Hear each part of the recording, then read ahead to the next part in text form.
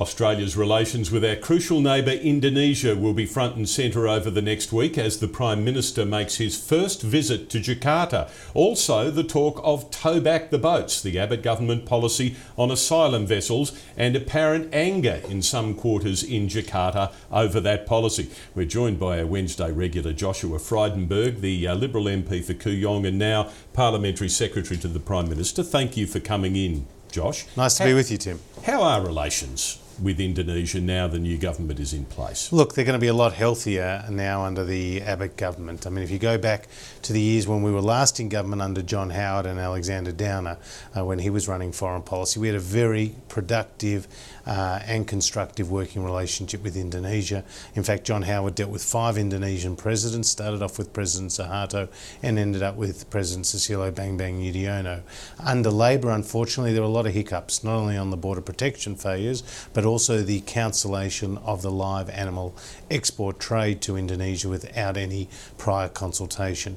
With Tony Abbott now going to Jakarta on his first trip overseas next week, it's a really good opportunity to set the parameters, to build those personal relationships which are so crucial in foreign policy, and obviously border protection will be a top issue for that agenda. And yet there has been a kind of 2 messages coming out here. One from the new government says important relationship, it'll be fine, the Sure. message you've just given. The other seems to be from some politicians in Jakarta and from Labor who say tow back the boats won't work. You can't do it. It's a big diplomatic problem. Those 2 messages need to be aligned in this visit from the Prime Minister. Well, obviously we can't control the messages coming out of Jakarta, but in terms of the coalition's position, we've been very firm, Tim, on turning back the boats, and it worked successfully during the Howard era, and there's no reason why it can't work again. I'm very confident that Scott Morrison, Julie Bishop and Tony Abbott will work through these issues with their Indonesian counterparts, and at the end of the day we will have much stronger border protection policies in place than were under Labor. Doesn't the success of the trip at least partly depend on having the Indonesian president say something that gives legitimacy to your approach to the boats problem? Look, I don't want to preempt what President Susilo Bambang Yudhoyono will say in his public comments. Certainly the relationship is deep. He's been a very good friend of Australia.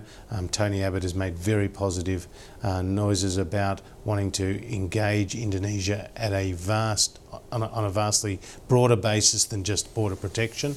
And for example, a comprehensive economic and trade relationship with Indonesia is very important. We have a large number, over 14,000 Indonesian students coming to study in Australia every year. We cooperate in multilateral forums like in the UN Security Council, where Australia is now president for the month of September.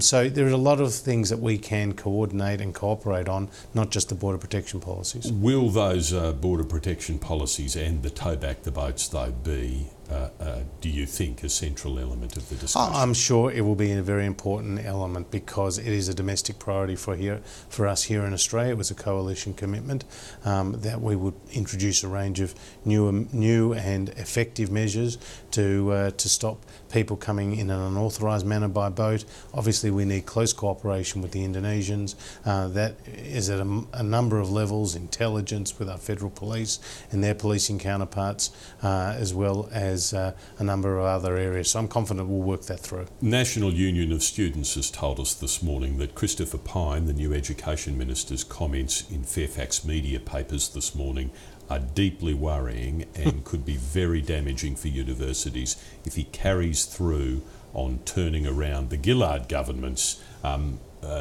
union fees, which are, as Christopher Pyne says, a backdoor method, as he sees it, of compulsory student unionism. What's going to happen here? Well, we've always been against compulsory student unionism, and Christopher Pyne's reiterated that. There's no surprises in that, Tim. I mean, we see the university sector as absolutely central to Australia's productivity, and we need to focus on excellence, not just on terms of numbers. And I'm very confident that Christopher Pyne will consult widely, will introduce a range of new measures for the sector which benefits the country and makes us a more educated workforce. But he will change what are effectively compulsory union fees now? Well, look, his comments are about how that is not something that the coalition supports. There's a few steps to go through before you implement those changes. But Christopher Pyne has very strong support for the policies that he's articulating. What about the old caps on university numbers and his suggestion, at least the paper's reading it that way, that they would go? What do you think of that? Look, I'll leave that to Christopher, Tim. I mean, the point is, in Christopher's public comments today, he has made it very clear that we're focusing on excellence. That Labor had targets all the time. Targets for this, targets for that. We're focusing on excellence, and we want our universities to not have as much red tape as has burdened them, and we want them to be very productive places. And I'm sure Christopher will lead the policy direction very firmly in that way. A few questions to close. Some Senate finalisations today and a few more at the end of the week or early next week, hopefully the last of them. What's your message to the senators who will, it seems, hold crossbench power of veto in the Senate on any issue that Labor, Greens and the government disagree on?